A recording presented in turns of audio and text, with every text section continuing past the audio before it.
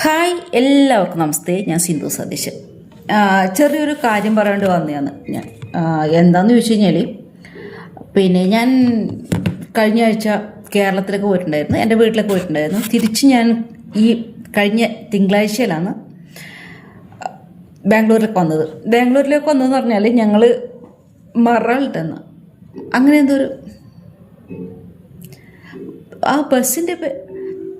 ബസ്സിൻ്റെ പേര് മറാൾഡ അങ്ങനെ എന്തോ ആണെന്ന് തോന്നുന്നു. ഞങ്ങൾ പയ്യന്നൂരിൽ നിന്ന് എന്താ പറയുക കണ്ണൂരിലേക്ക് വന്ന് കണ്ണൂരിൽ നിന്ന് ബസ് മാറി കയറി ചെയ്തിന്. അറിയാലോ, രാത്രിയിലത്തെ യാത്രയാണ്.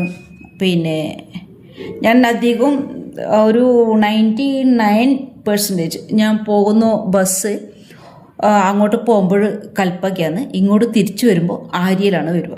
അപ്പോൾ എനിക്ക് പോകുന്നതിന് വരുന്നതിന് എളുപ്പമാണ് ഈ രണ്ട് ബസ്സിന് പോകുമ്പോൾ.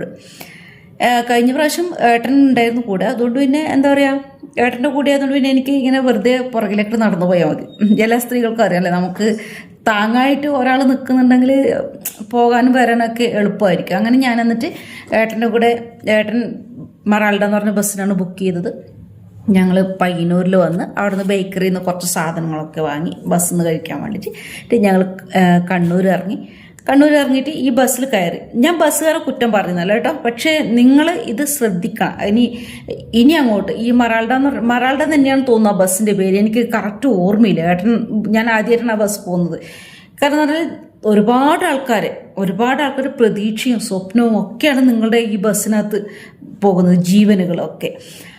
അപ്പോൾ ഈ ബസ്സിൽ ഞങ്ങൾ കയറി.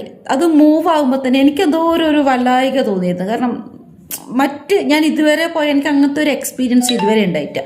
ഇങ്ങനെ ബസ് ഒരു എന്തോ ഒരു പോകുന്ന പോലെ, കാരണം ഒരു പേടിച്ചോണൽ എടുക്കുന്ന പോലെ ഒരു ഫീൽ എനിക്കുണ്ടായിരുന്നു. ഞാൻ എന്നിട്ട് ഏട്ടനെ നോക്കി, ഇത് എന്ത് ബസ് ഏട്ടാ, എനിക്ക് ഈ ബസ് കയറിയിട്ട് ഒരു തൃപ്തി ആവുന്നില്ല എന്നൊക്കെ ഞാൻ ഏട്ടനോട് പറഞ്ഞിട്ടുണ്ടായിരുന്നു. കാരണം ഏതോ ഒരു ബസ്സിലത്തെ ഡ്രൈവർ, നമ്മളൊക്കെ കാണുന്ന ബസ്സിലത്തെ ഡ്രൈവർ ഇങ്ങനെ ഉയർന്നല്ലേ അല്ലേ, ഒരു രാജാവിനെ പോലെ, നമ്മളൊക്കെ നയിക്കുന്ന ഒരു രാജാവിനെ പോലെ ഇരിക്കുന്ന ഒരു ബസ് ഡ്രൈവർ, അങ്ങനെയാണ് ഇതുവരെയായിട്ട് കണ്ടിരുന്നത്. പക്ഷേ ഈ ബസ്സിൽ പറഞ്ഞാൽ ഡ്രൈവർ ഒരു കുഴിയിലിരിക്കുന്ന പോലെ എനിക്ക് തോന്നിയത്. താഴെയാണ് ഞങ്ങൾ ഇരിക്കുന്നതിന് ഏകദേശം അരക്കൊപ്പം തന്നെ അതിൻ്റെ വിൻഡോ ഒക്കെ ഉണ്ട്. പുറത്തൊക്കെ വൃത്തി നോക്കാം, ഓക്കെ, അതൊന്നും കുഴപ്പമൊന്നുമില്ല. പക്ഷെ എന്നിട്ട് ബസ് മൂവായി ഭയങ്കര സ്പീഡിൽ. എന്തൊക്കെയോ എൻ്റെ മനസ്സിലിങ്ങനെ ഒരു അപകടത്തിൻ്റെ അപായമണി മുഴങ്ങുന്നെല്ലാം പറഞ്ഞില്ല, അതുപോലെ എനിക്ക് തോന്നിയിട്ടുണ്ടായിരുന്നു. എന്നിട്ട് എനിക്ക് ഉറക്കമായിരുന്നു. എനിക്ക് ബസ്സിൽ പോകുമ്പോൾ സ്വാഭാവികമായിട്ട് ഒരു ജസ്റ്റ് ഒന്ന് കണ്ണടക്കും, ഫുൾ ടൈം കണ്ണ് തുറന്നിട്ട് ഇങ്ങനെ ഇരിക്കുകയില്ല, കുറച്ച് സമയം ഉറങ്ങും. നമ്മൾ ഇരുന്നിട്ട് ഉറങ്ങുന്നതിലൊക്കെ ഒരു ബുദ്ധിമുട്ടുണ്ടാവില്ലേ. കിടന്നിട്ട് വരാൻ ഈ വളവും കുന്നൊക്കെ ആയതുകൊണ്ട് എനിക്ക് ഈ കിടന്നിട്ട് പോകുന്നത് ഇഷ്ടമില്ലാത്തതുകൊണ്ട് ഇരുന്നിട്ട് പോകുന്നതിന് നമ്മളധികം ബുക്ക് ചെയ്യാറ്. 1-2 പ്രാവശ്യം കാട്ടും ഈ കിടന്നിട്ട് പോകുന്ന ബുക്ക് ചെയ്തിട്ട് ഇഷ്ടമായിട്ടില്ല, അതുകൊണ്ട് അങ്ങനെ ചെയ്യാറില്ല, അതിനായിട്ട് ട്രൈ ചെയ്യാറില്ല. അങ്ങനെ ഞങ്ങൾ മൈസൂരൊക്കെ കഴിഞ്ഞ് ഇങ്ങോട്ട് വന്നു. ബാംഗ്ലൂരിലേക്ക് വരാനുള്ള തയ്യാറെടുപ്പാണ്. അപ്പോൾ എല്ലാവരും ബസ്സിലത്തെ സകലമായ ആൾക്കാർ ഇങ്ങനെ ജസ്റ്റ് ഒന്ന് ഒരു പാതി മയക്കത്തിലും ഗാഠ നിദ്രയിലൊക്കെ ഉണ്ട് ആൾക്കാർ.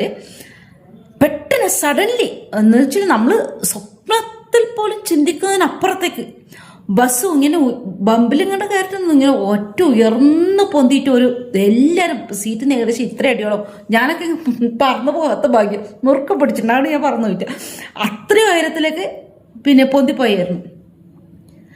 കുറേ ആൾക്കാരൊക്കെ അയ്യോ എന്ന് പറഞ്ഞാൽ ഒച്ചപ്പാടാക്കുന്നത്. ഞാനും ഏട്ടനൊക്കെ എന്ത് പറ്റി ഞാൻ ഏട്ടനോട് ചോദിക്കുന്നുണ്ട്. അന്നേരം ഏട്ടൻ പറഞ്ഞാൽ അതിങ്ങനെ ബമ്പിൽ കയറിപ്പോയതെന്ന് പറഞ്ഞു. പക്ഷേ ഇത് കയറി നിമിഷത്തിനുള്ളിൽ പെട്ടെന്ന് അയ്യോ ഉമ്മ എനിക്ക് നടു പറ്റുന്നില്ലേ, അയ്യോ എനിക്ക് വേദന, അങ്ങനെ ഇങ്ങനെയൊക്കെ പറഞ്ഞിട്ട് ഒച്ചയിൽ കരയുന്നുണ്ട്. അപ്പോഴേ ഈ പിറകിലിരിക്കുന്ന ആള് അവിടുന്ന് തെറിച്ചിട്ട് 3 സീറ്റ് മുമ്പിലേക്ക് അയാൾ വന്ന് വീണ്. എന്നിട്ട് അവർക്ക് നടുവിന് വല്ലാണ്ട് പറ്റിപ്പോയി. മീൻസ് ഇപ്പോൾ ചിലപ്പോൾ ഈ വണ്ടി എടുക്കുന്ന ആള് ജസ്റ്റ് ഒന്ന് കണ്ണടച്ചിട്ടുണ്ടാവും അല്ലേ, അതുകൊണ്ടായിരിക്കും അങ്ങനെ സംഭവിച്ചിട്ടുണ്ട്. അല്ലെങ്കിൽ ഇപ്പം സ്ഥിരമായിട്ട് വണ്ടി എടുക്കുന്ന ഒരാൾക്ക് ആ റോഡിനെ കുറിച്ച് നല്ലൊരു ധാരണയുണ്ടാവും, അല്ലെങ്കിൽ നല്ല ഒരു എക്സ്പേർട്ടായ ഒരു ഡ്രൈവർക്ക് ഓടിക്കുന്നതിനെ കുറിച്ചൊരു ധാരണയുണ്ടാവും. ഇത് എന്താണെന്നറിയില്ല, എന്തായാലും അങ്ങനെ സംഭവിച്ചു. എന്നിട്ട് അവർ ഭയങ്കര കരയില്ല. അവരെ കരയിൽ കേട്ടിട്ട് ഞങ്ങൾക്ക് തലവേദന എടുത്തത്. നമുക്ക് സ്ത്രീകൾ പൊതുവെ എന്താ പറയുക കുറച്ചൊരു മനോബലം കുറഞ്ഞാലായിരിക്കും. ഞാൻ അങ്ങനെയല്ല, കുറച്ചുകൂടി മനക്കെട്ടി കൂടുതൽ. എന്നാലും ഈ ഒരു കരച്ചിൽ കേട്ടിട്ട് എനിക്കാകെ ഞാൻ പറഞ്ഞു ഏട്ടൻ എന്ത് പറ്റി ഏട്ടൻ മിണ്ടാണ്ട് ഇതിന് വേണ്ടി എന്നെ പേടിപ്പിക്കുന്നുണ്ട്.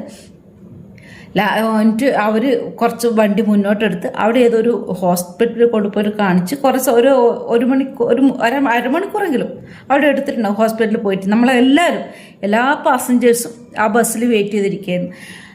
അത് കഴിഞ്ഞിട്ട് ഈ ഞങ്ങൾ എലക്ട്രോൺ സിറ്റിയിൽ എത്തുന്നത് വരെ, മടിവാളയിലേക്ക് എത്തുന്നത് വരെ ഉള്ളിലിങ്ങനെ ഒരു ആന്തലായിരുന്നു.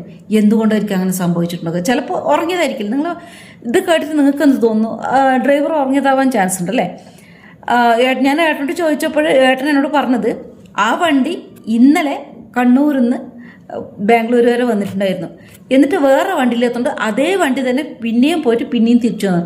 ദയവായിട്ട് അങ്ങനെയൊന്നും ചെയ്യരുത്. കാരണം ഈ രാത്രിയിൽ വണ്ടി എടുക്കുന്ന ആൾക്കാർക്ക്, ഡ്രൈവർക്ക്, ക്ലീനർക്കായാലും ആർക്കായാലും നന്നായിട്ട് റെസ്റ്റ് ചെയ്യാനുള്ള ഒരു അവസരം നിങ്ങൾ ഉണ്ടാക്കി കൊടുക്കണം. കാരണം നിങ്ങൾ പണം എന്ന് വിചാരിച്ചിട്ട് മറ്റുള്ളവരെ പണ്ടാരം അടക്കുന്ന രീതിയിലുള്ള ഒരു ചെയ്ത്ത് ഇനി ചെയ്യാണ്ട് പാടില്ല. കാരണം ഞങ്ങളൊക്കെ അത്രയേറെ പേടിച്ചു പോയിട്ടുണ്ടായിരുന്നു. ബാംഗ്ലൂരിലേക്ക് വരുന്ന എല്ലാ ബസ്സുകാരോടും ഇത്രേ പറയില്ല. കാരണം നിങ്ങൾ കറക്റ്റ് റെസ്റ്റ് എടുക്കുക, നിങ്ങൾക്ക് ആവശ്യമായ അത്രയും ഉറങ്ങുക, ഉറങ്ങിയിട്ട് ആ ബ്രെയിനും മൈൻഡും ഒക്കെ ഒന്ന് റിലീഫാക്കുക. ഇല്ലെങ്കിൽ നിങ്ങൾ വണ്ടി എടുക്കുമ്പോൾ യാത്രക്കാർക്കുണ്ടാകുന്ന ആ ഒരു ബുദ്ധിമുട്ട്, ഞാൻ ശരിക്കും ആദ്യമായിട്ടാണ് എൻ്റെ ലൈഫിൽ ആദ്യമായിട്ട് ഇങ്ങനൊരു ആക്സിഡൻറ്റ് എന്ന് പറയാൻ പറ്റില്ല, എന്നാലും ഇതൊരു ആക്സിഡൻ്റാണ് ആദ്യമായിട്ട് സംഭവിക്കുന്നതും കാണുന്നതും ഒക്കെ വല്ലാത്തൊരു ഭീകര നിമിഷമായിരുന്നത്. എന്ത് പറ്റി നമ്മൾ ഫുൾ അടച്ചിട്ടുള്ളത്, ഫുൾ കർട്ടൻ ഉണ്ട്, ഫുൾ AC ആണ്. അപ്പം ഇതിന് പുറത്തുനിന്ന് എന്ത് സംഭവിച്ചു എന്ന് നമുക്ക് മനസ്സിലാക്കാൻ പറ്റില്ല. ഞാനിങ്ങനെ ആകെ ഞെട്ടിപ്പോയി, എന്ത് പറ്റിയാവോ എന്ന്. ഒന്നും ഭയങ്കര ഒരു ഡിപ്രഷനായി പോയിരുന്നു ആ സമയത്ത്. ഒരിക്കൽ കൂടി എല്ലാ ബസ്സുകാരോടും ഇത്രേ പറയാനുള്ളൂ, നിങ്ങൾ പണം എന്ന് വിചാരിച്ചുകൊണ്ട് മറ്റുള്ള ഈ പാസഞ്ചേഴ്സിനെ കൊല്ലാൻ നിൽക്കരുത്. ഇപ്പം അയാൾക്ക് എങ്ങനെയുണ്ട് എന്തോ എന്നറിയില്ല. ഇനിയിപ്പോൾ അയാൾക്ക് ഭാവിയിൽ ഈ ഒരു വീഴ്ച കാരണം നടുവിന് എന്തെങ്കിലും പറ്റാം, അങ്ങനെയൊക്കെ സംഭവിക്കാം അല്ലേ. ഞാനിപ്പോൾ ഈ കാര്യം വീട്ടിലൊക്കെ വിളിച്ചു പറഞ്ഞപ്പോൾ അവർ പറഞ്ഞു ഇനി മുതൽ ട്രെയിനിൽ പോയോന്ന്. ട്രെയിനിൽ എങ്ങനെ വിശ്വസിച്ചിട്ട് പോകും? കാരണം ഇതിനിടയ്ക്ക് നമ്മൾ കേരളത്തിൽ ട്രെയിനിൽ കയറിയിട്ട് മണ്ണെണ്ണ ഒഴിച്ചിട്ട് പെട്രോൾ ഒഴിച്ചിട്ട് കത്തിച്ചിട്ട് കുറേ ആൾക്കാർ പൊള്ളുകയും അതിന് 2-3 ആൾക്കാർ ചാടിയിട്ട് പുറത്തേക്ക് രക്ഷപ്പെടാൻ വേണ്ടി ചാടിയിട്ട് മരിക്കുകയൊക്കെ ചെയ്തത്. നമുക്ക് ഒന്നും സേഫ് അല്ല, പക്ഷേങ്കിൽ കുറച്ചുകൂടി നമ്മൾ ആ ഒരു എന്താ പറയുക മുൻകരുതൽ എടുക്കുന്നത് നല്ലതല്ലേ അല്ലേ? വല്ലാത്തൊരു എന്താ പറയുക ടെൻഷനായിപ്പോയി ആ സമയത്ത്. ഇത് ഞാൻ വന്ന ഉടനെ തന്നെ പറയണമെന്നുണ്ടായിരുന്നു, പക്ഷേ ഇന്നും എൻ്റെ മനസ്സിൽ ആ ഒരു സംഭവം ഇങ്ങനെ തളം കെട്ടി നിൽക്കുന്നെല്ലാം പറയില്ലേ, അതുപോലെ ഉള്ളതുകൊണ്ട് പറഞ്ഞാണ്.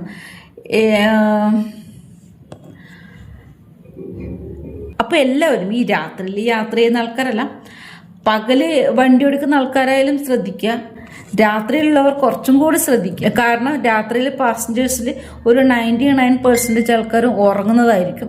പിന്നെ നിങ്ങൾ മാത്രമാണ് ഉണർന്നുകൊണ്ട് ഈ വണ്ടി ഓടിക്കുക. അപ്പം നിങ്ങളും കൂടി കണ്ണടച്ച് കഴിഞ്ഞാൽ ആ വണ്ടിയിലത്തെ സകലമൻ ആൾക്കാരും എന്നേക്കുമായിട്ട് കണ്ണടക്കേണ്ടി വരും. അപ്പം അങ്ങനെയുള്ളൊരു സാഹചര്യം ഇനി ഉണ്ടാവാതിരിക്കട്ടെ. പിന്നെ ആ അപകടം പറ്റിയ ആൾക്ക്, ആ യുവാവിന് വേഗം സുഖമാവട്ടെ. വേറെന്താ പറയാം, എല്ലാവർക്കും നല്ലത് വരട്ടെ. അപ്പോൾ മറ്റൊരു നല്ലൊരു വീഡിയോ ഉണ്ട് ഇവിടെ വന്നിരിക്കുന്നത്. എല്ലാവർക്കും ബൈ.